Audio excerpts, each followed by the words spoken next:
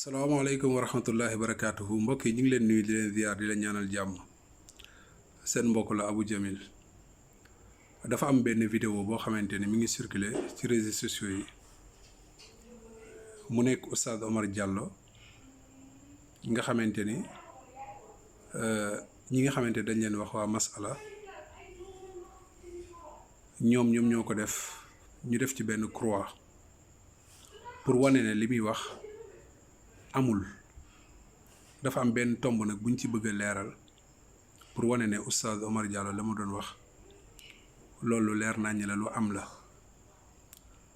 dinañ leen indil ay preuve yuy wane ne loolu Oustaz Omar Diallo kase waxu ko ndax arab dafay wax ne waa Màkka ñoom ñoo gën a xam seeni ruq ñi dëkk Màkka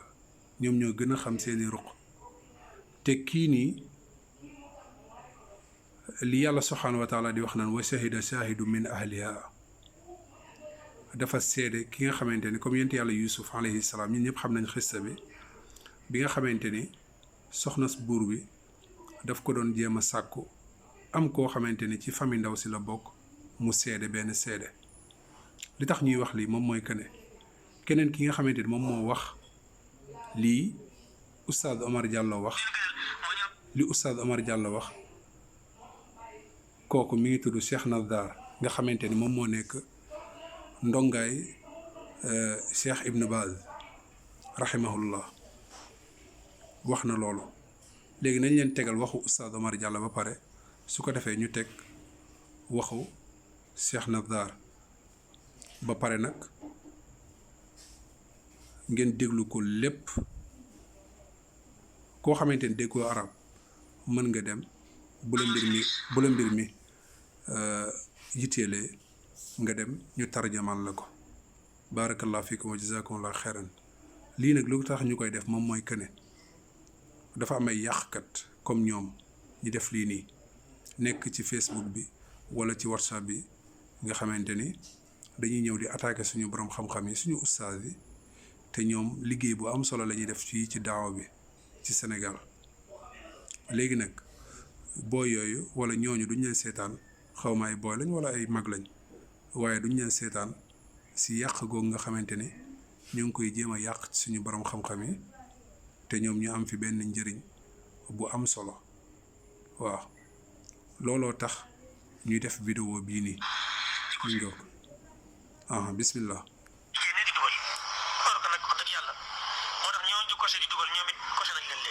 waa nee na ñun li ñu gënal mooy borom xam-xam yi nga xam ne dañuy coché di dugal rek di naan kii mu ngi sunna kii nekkul ci sunna kii génn ci sunna ñun loolu borom xam-xam yooyu la ñuy préféré que yeneen borom xam-xam yi loolu lay wax fii. am na ñoo xam ne coché nañu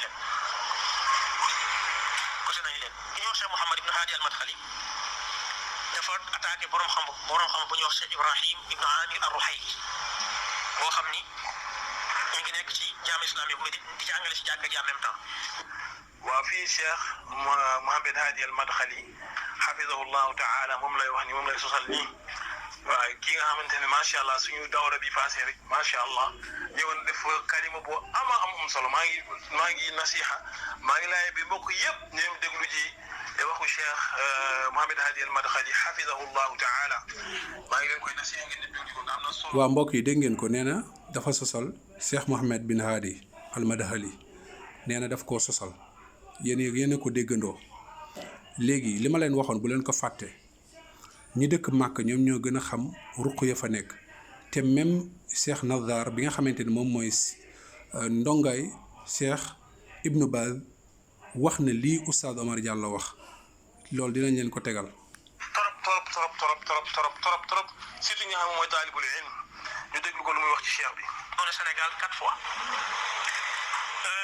daal di koy tuumaal ne ko nit bi daala parce que day toog ak waa bi daal di défendre ak yi ko ay mbir yu bëri kooku bàyyiwu ko noonu mu jël ko yóbbu ko ci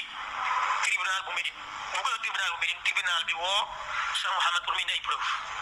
indiwul ay preuve tribunal bi àtte ko faasiq ci borom xam-xam mu ne ko faasiq léegi gars yi ne comme tribunal moo ko àtte tribunal bi charia lay àtte kon moom kenn waratu jël ci moom xam-xam am ñoo xam ne génnee nañ ko am ñoo xam ne ñu wutal ko excuse ba léegi ñu ne non tribunal bi dafa basé wu ci yitte ni continuer kooku mooy ko dégg nee na tribunal bi dañoo atte Cheikh Mouhamed Hadi al Madkhali ñu ni faasiq la ñu bind ko ci ay kayit léegi nag ñu déglu mbokkam bi nga xamante ni moom ñoom ñoo nekk. léegi mbokk yi Oustaz Omar Diallo li mu wax nii ndax wér na wala wérut léegi kaay la ñu déglu ndongo Ibnu Baz bi nga xamante ni moom mooy dundandoog seen cheikh boobu noonu fële ñu déglu ko lien baa ngi nii ci YouTube am képp ku ko bëgg mën nga ko déglu en même temps tamit waaw ku soxla site bi boo ma ko jox ba mi ngi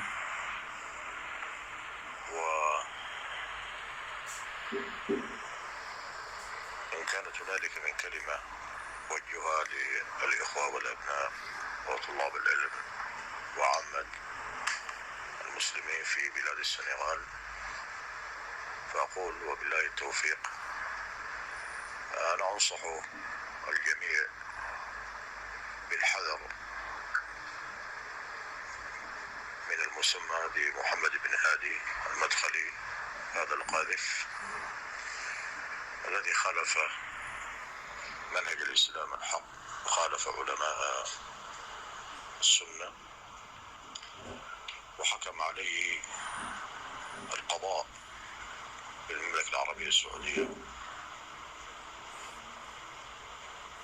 بحد القذف لأجل تهوره وقذفه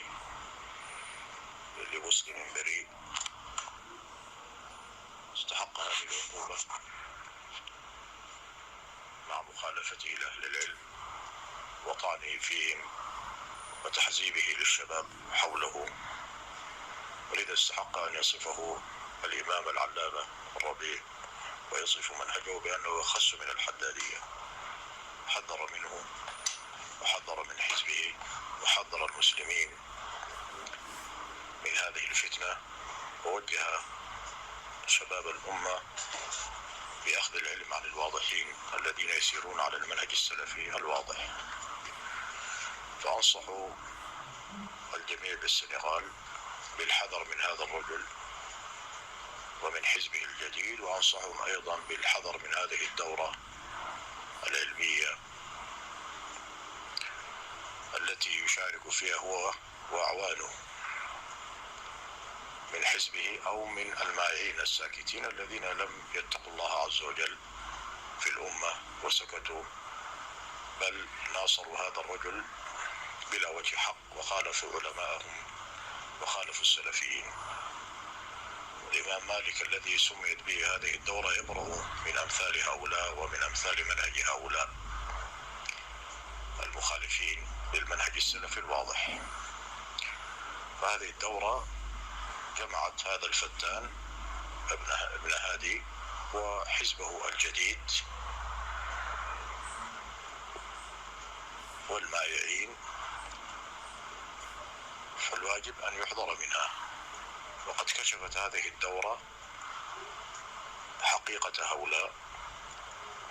حقيقة من يدافع عنه وأنه معه كسليمان الرحيلي صلحنا الله وإياه، مع معرفته بتحذير أهل العلم منه، فإنه حين الفتنة في أشدها كان يدافع عنه، ولذا نصح أهل العلم بالبعد عنه لأنه ليس من الواضحين تجاه المسلمين وتجاه طلاب العلم في هذه القضية، بل أز ابن هادي أزا ولم يكن له ناصحا ولم يكن لطلاب العلم ناصحا مطلقا، وخالف أهل العلم وخالف إمام الجرح والتعديل في هذا الباب